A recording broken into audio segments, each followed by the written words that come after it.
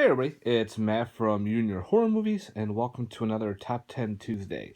Sorry I couldn't get a couple Top 10s out last week and the week before. I was doing my shelf-to-shelf videos, and that went longer than expected. But I hope you all enjoyed those shelf-to-shelf videos. So, we're going to do my top 10 post 2000 to 2016 vampire flicks. Now, I'm not much into vampire films because they suck. But never mind. I'm coding. Bad pun. I know. I don't care. I love puns. Anyway, top 10 post 2000 vampire flicks. Let's get on with it. Number 10 is suck. I actually like this one. This one is a rock and roll themed vampire film. It's got Alice Cooper in it, Iggy Pop, Henry Rollins, Moby, tons of other rock people. Pretty much a band trying to get off their feet. And of course, one becomes a vampire and starts seducing the crowd. They start liking the band, they start getting more popular, and the band starts turning into vampires. Great flick. Malcolm McDowell is like a descendant of Van Helsing. So I thought that was pretty cool how they brought all that up. I know some people didn't like it. I actually like this film. I thought it was a lot of fun. I like the music to it. So yeah, suck at number 10. And this movie was 2010. All right, number 9 is from... I can never find the fucking dates on these things. 2013. That is called Rigamortis. It's an Asian vampire film. Pretty much it takes the whole, I think they called it Mr. Vampire premise back from the old school vampire movies that they did. And they made a newer one. And it was fantastic. It was very eerie, very, a little different. Pretty much, this guy, he's an actor. He moves into this pretty much run-down apartment building. He's getting away from everybody, his wife and everything. So he befriends a couple people. You know, this whole building is just destroying.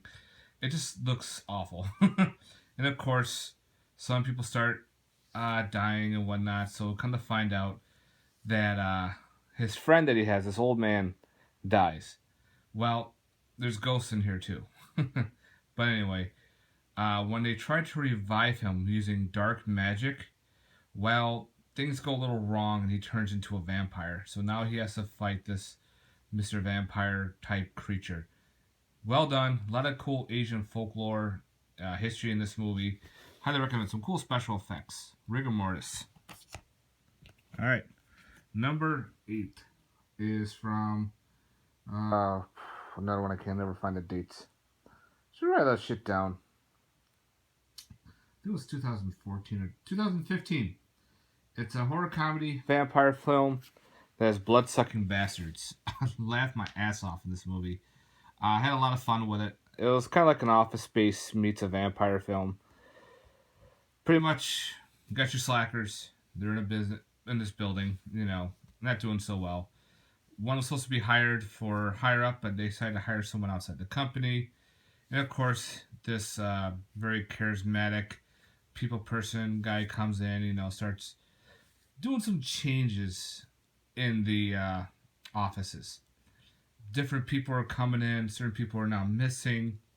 Kind of find out vampires are taking over, and they were taking over the businesses because that's where the money is, and they can do well.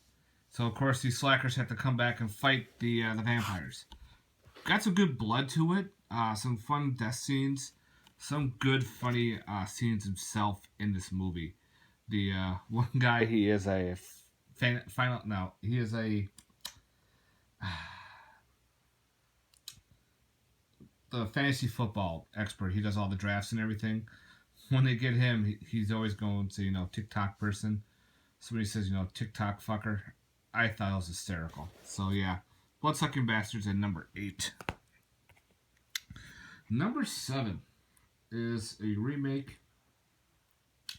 And this is the Americanized film from uh, 2010.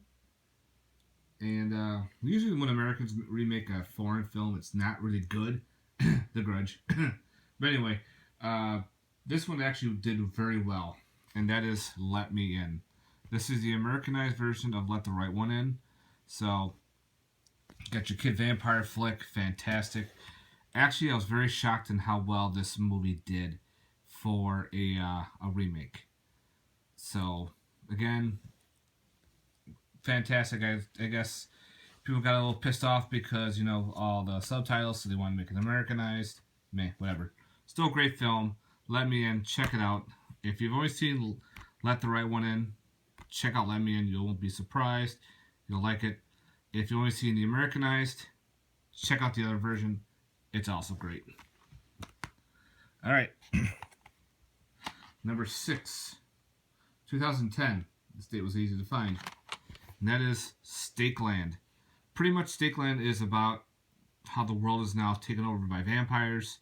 So now you have these ragtag of survivors trying to survive, of course, being attacked by vampires.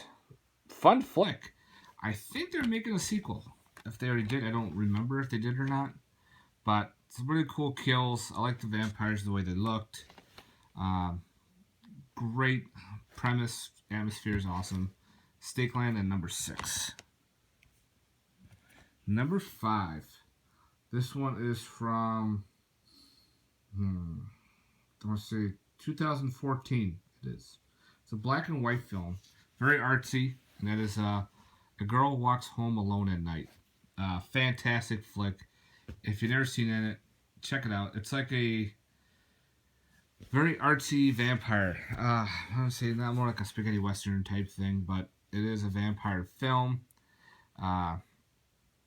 It's just very different. Like, she is a skateboarding Arab woman. She befriends people.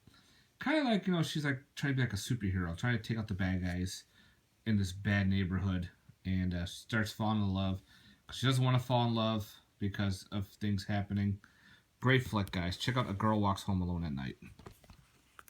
All right, number 4 is this really cool Irish horror film from 2014, and that is From the Dark. Love this one. This was very cool, very dark flick. It takes place in Ireland, where this mud bricklayer was making his bricks. He unearths a vampire, pretty much. And meanwhile, this couple is vacationing. The car breaks down. Of course, they're attacked. And now they have to fight for their lives to outwit this vampire that's after them. And pretty dark. Some things are left for imagination, and some things were not. Very good to the lore of vampires. Just one vampire going to town on these poor couple. Awesome. Number 3 from 2001. And that is Shadow of the Vampire with John Malkovich and William Dafoe. Pretty much the take on Nosferatu. Great film. Highly recommend checking this one out, guys. If you've never seen this movie, highly, highly, highly, highly recommend it. Fun flick. The characters that are done in this film are fantastic. I can't say anything bad about it. All right, number 2. This one is from 2000 and 2000 and something, and that is 30 Days a Night.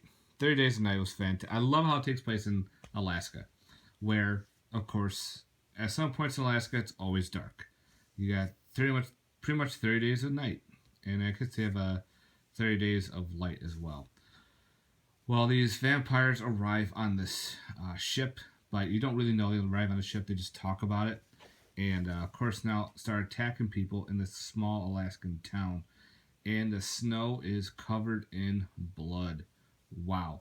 Of course, it's always dark up there. It's always nighttime. The cold doesn't bother vampires, so therefore now they have to figure out how to fight these vampires and survive. Great film. I like the how it takes, like I said, how it takes place in Alaska. It's awesome. And last for number one, I talked about the remake, so let's get the original. And that's Let the Right One In. This one, whoop, has fallen out of my hands. Is from, I don't know if this is German or not. 2008. And this is a Swedish film. Pretty much, this little boy named Oscar, he's picked on by bullies, just not having a good life.